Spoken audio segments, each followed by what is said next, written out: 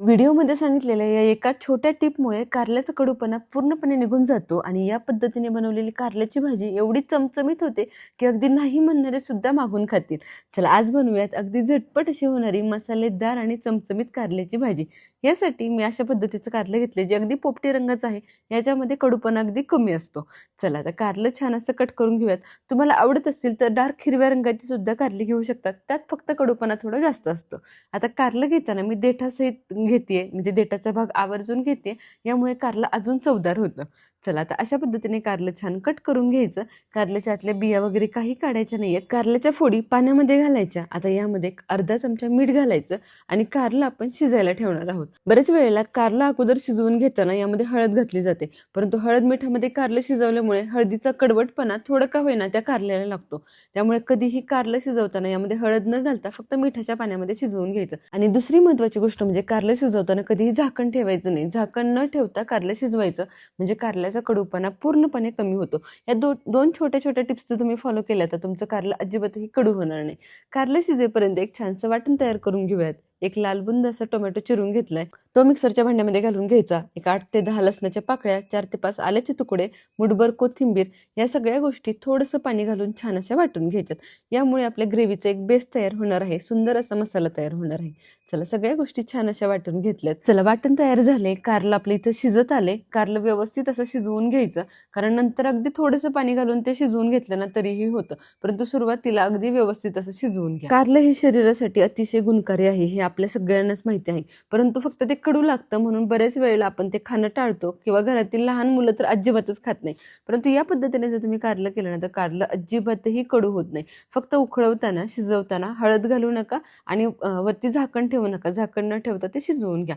ह्या 2च टिप फक्त फॉलो करा. चला आता कारलं छान असं शिजवून झालंय. यातल्या बिया काढून घ्यायच्या. बिया काढून यामध्ये आपल्याला छान असं सारण भरून घ्यायचे. कारल्याच्या बिया सुद्धा शरीरासाठी खूप जास्त गुणकारी आहेत, त्यामुळे ह्या बिया टाकून न देता तुम्हाला हवं असेल तर तुम्ही त्या मसाल्यामध्ये घालू शकता.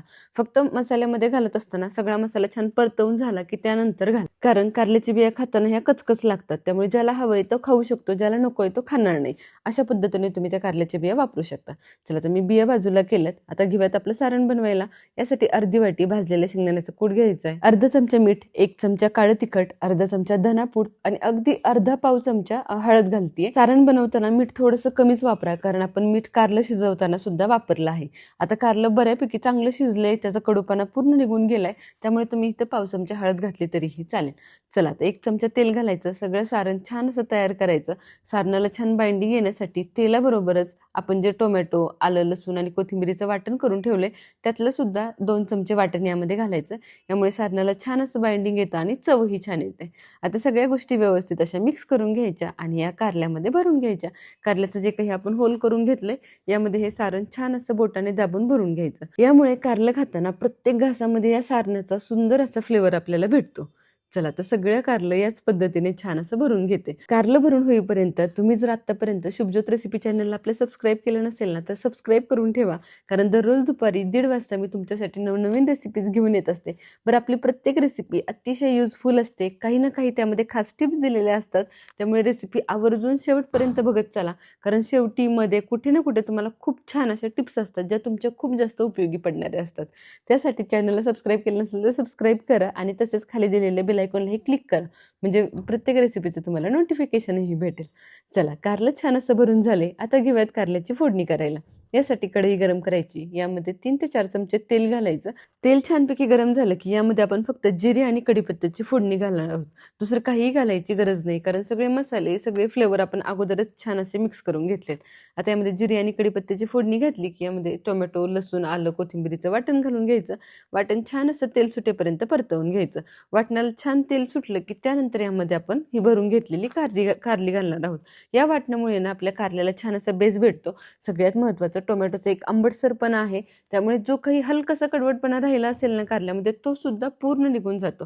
त्यामुळे टोमॅटो आवर्जून घाला. आता मी चिंचगूळ घालत नाहीये, कारण आमच्या घरात चिंचगूळ घातलेलं कारलं कोणीच खात नाही. तुम्ही जर घालत असाल तर या स्टेजला तुम्ही चिंचगुळाचा कोळही घालू शकता.